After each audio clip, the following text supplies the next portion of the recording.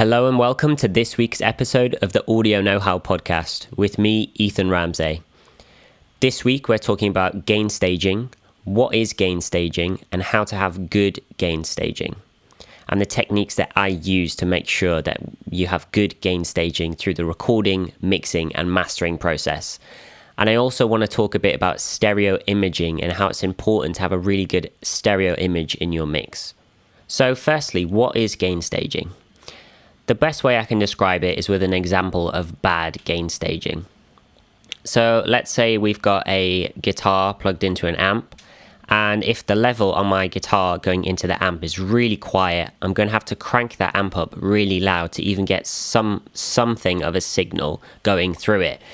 And this can deteriorate the sound. And when you're trying to replicate that through a microphone, you'll have to have the microphone preamp gain up really loud. And again, going along this long chain all the way from the recording stage to the master, that sound is slowly going to deteriorate over time.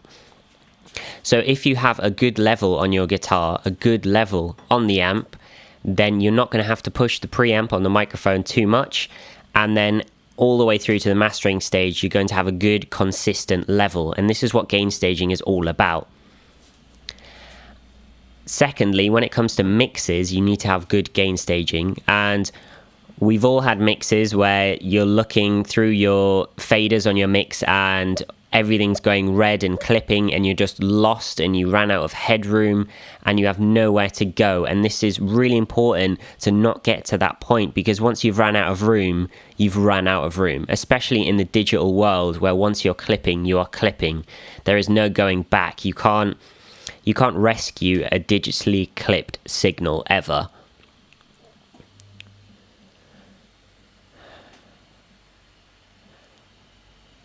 So next, let's talk about recording with gain staging. So to have good gain staging when recording, especially if you're recording something loud, like maybe a drum kit, for example, and you're using condensers, which are very sensitive microphones, think about if you need to use a pad that's on the microphone. A lot of microphones have pads built into them, and if not, coming in through the desk, you can use a pad on the desk. And then that means you have a lot more control over the signal, and you're not clipping from the get-go, and then you can record it in with a clean and good level. So when I'm talking about recording with a good level, this is the -6 to -3 area. Anything around there is the best level you can have for recording something and describing the dynamic range in the best possible way. So next, I want to talk about my rules that I have for gain staging with my mixes. So these are rules that I use, and they might not work for everyone, but they work really well for me in terms of giving me plenty headroom when it comes to a mix. I never struggle with headroom using these rules. So the first thing I do when I open a mix, let's say I'm doing a mix for someone else, every fader I have is set at -12. And the reason I do this, so I am telling myself that the highest the fader can go is -12. So I'm pretending that 0 dB is actually -12. And all of my faders can be -12 or below. They cannot be above this. And when you're working on your mix, you'll find that by doing this, you have plenty headroom. If it's not loud enough, just stick a limiter on the master for the time being, just so you can have some level pushing out. And then when you finish your mix and you have all this headroom, you'll have so much headroom. Maybe use the rear bus technique, which is parallel compressing the whole mix. And this will beef up your RMS level a bit. And then you've still got plenty room for mastering to get those levels up to where you need them to be for the mastering stage. But by doing this, you are never struggling for headroom ever, because you're starting at -12 and you're never going above that. Bearing in mind, if you're using groups, so I mix quite often in Ableton, and in Ableton I love the group functions, and you can have groups within groups. So I don't mind clipping individual channels as long as my group fader is at -12. So the overall level of that group is coming out at -12. That is fine. One thing that I don't think is mentioned enough when mixing with gain staging is plugins. So it's really, really important to have good gain staging going through plugins, because plugins will act differently depending on how much level is going into them. And certain plugins have an optimum level that needs to go through them for them to be able to work best. An example of this is I was mixing a vocal the other day, and I didn't realize this, but the vocal sounded really harsh and I didn't know why. And I went back and it was because I was clipping into a de-esser. So this meant the de-esser was working way too hard and it was deteriorating the signal and almost distorting it in a way. And I just got a utility plugin, pulled it down maybe 6 dB before it hit the de-esser, and it completely fixed it and it sounded so much better. And you can just make up that gain afterwards, add the 6 dB afterwards if you need to, but it's really important that you're going through the plugin at the level it needs to be. Sometimes it is nice to clip through plugins. I really like clipping through like vintage EQ plugins, but I won't actually EQ the signal, so I will literally just run through the plugin clipping, but then make sure I bring the level down afterwards. So for my plugins I'm using after that, they have got their optimum level. But definitely be aware of this when you're going through plugins, that it's going to affect the sound a lot if you're not going through at the plugin's optimum level. Next, I'd like to talk about mastering with gain staging and understanding how small changes in mastering make a huge effect. So when you're mastering, you're affecting the whole signal. You're affecting the final stereo file that is going out. So if you're doing something like EQing and you're adding 4 decibels at 60 hertz, that might sound great on a kick drum, but if you're doing it over the whole master, that'll have a huge effect, because those 4 decibels might hit the next plugin differently, which hits the next plugin differently, which makes your limiter limit by 6 dB more. Who knows? By the time you get to the end of your mastering chain, it can have a massive knock-on effect. So you have to be aware of this.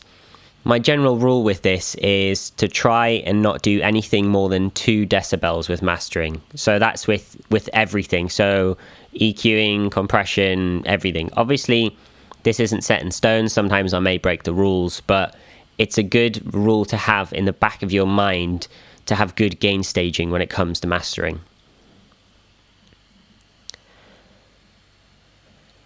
And after talking about good gain staging for this whole entire episode, I am just going to say that sometimes you really do have to break the rules though. So you might have a mix that sounds great and your bass is clipping. It's hard clipping. You've recorded it clipping and it just sounds great. It doesn't sound the same if it's not clipping and you just want to leave it clipping. That is fine. It's fine to break the rules occasionally.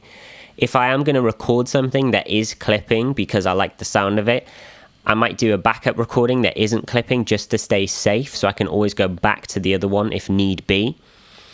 And maybe if you're going through, let's say, a guitar pedal and you really want to clip the signal and record it, that's fine, but record a dry version just as a backup.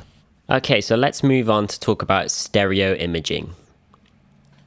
So when recording, if you want something to sound stereo and wide, record it in stereo. That is the most basic rule I can give you. If you want let's say an acoustic guitar to be nice and wide in stereo, get your 2 mics, put them left and right, pan them left and right. That is your stereo recording.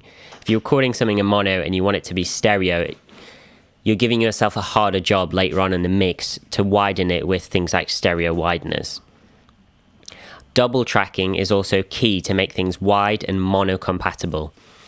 When you're recording and you want something to be wide and stereo and thick, but you want it to be mono compatible, if you double track it, it can sound nice and wide in the mix, but it will collapse down to mono very nicely. And it is essential when recording big guitar layers as well. It's really important to double track them, because then you're widening them and pushing them out without sacrificing your mono compatibility. The best way to record something in stereo and to have it 100% mono-compatible is to record mid-side. So recording mid-side is having a cardioid microphone facing directly to the sound source, and then on top of it, a figure-of-8 microphone that is facing the left and right, not actually pointing directly towards the sound source. And by doing this and inverting the phase of one of them, the microphone that's got the mid signal only has the mid signal, and the one that has the sides only has the sides. So therefore, when you collapse down to mono, it perfectly phases out, and you're left with a 100% mono-compatible signal, which is a great thing to think about if you're recording really wide vocals, for example. It's a great way to record wide vocals and still not sacrifice your mono-compatibility. So next we'll talk about mixing. So the best way to make something stereo when mixing is stereo panning your double tracks left and right. So if you hard pan something left and right and it's double tracked, it's going to get wider. Now, if you want it even wider, but in a subtle way and not in a way that a stereo widener would do it, a good technique that I use that doesn't sacrifice your monocompatibility is the EQ technique. So you send your signal to 2 EQs on buses that are hard panned left and right. You do subtle changes, maybe a high shelf at 10K, a notch at 4K, taking out some 2.5K, just random little notches that you want, and then put it on the other bus that's panned in the opposite direction and invert exactly what you've done. So this is subtly changing the signal left and right, and our ears will notice that, and it will be perceived as a wider signal, but it's still monocompatible because it's not using stereo wideners. And moving on, this is what I'm talking about now. So it's stereo widening effects. You need to be very careful with them. Some of them are really great, and as technology is getting better, stereo widening is improving a lot. But I would always check in mono that it's not degrading your sound in any way. So any kind of chorus or stereo widener, put your master output in mono and check it's not degrading your sound too much. Another thing to think about when mixing is always get rid of the unwanted bass in the sides. Sometimes you might want a wide stereo bass, and that's fine, but if you don't want it, take it out. It's wasting your space and wasting your monocompatibility, because when it's collapsing down into mono, that information that you don't even need is degrading your sound. So always be aware of that. If you don't want it to be in the sides, take it out of the sides. And finally, moving on to mastering. So you have to really be aware that sub-bass phases out in a very severe way. If something's going to phase out in a very bad way, the first thing you'll notice is sub-bass. It will completely disappear in a track when you collapse it down to mono if it's not mono-compatible. A thing to be aware of as well when mastering is when cutting to vinyl, vinyl can't actually have any stereo information below 150 hertz. So if you are making a track and you do want it to be cut to vinyl at some point, you might want to be aware of this, that you don't want anything stereo below 150 hertz. And even for a modern track that's going out to just a streaming service and not vinyl, anything below 80 hertz that is stereo, you have to be very careful of. I'm not saying it can't be there, it can, but you have to really be 100% confident that it's not degrading your sound when collapsed down into mono. And this is moving on to my final point, which is if you want a very wide mix, it's always going to sacrifice itself in some way going down into mono, especially with kick drums. If you have a nice wide kick, let's say it's a big stomp with loads of reverb, very wide, it sounds great in stereo, it is going to degrade in mono whether you like it or not. And you can go through all the processes of trying to make it more mono-compatible, but at the end of the day, it is going to degrade it in some way going down into mono. And you may not be too bothered by this, or it could completely degrade your whole mix. It's at the end of the day, it's just by ear what you think is best, as long as you're just always careful with these sub-frequencies and how they act when collapsed down into mono.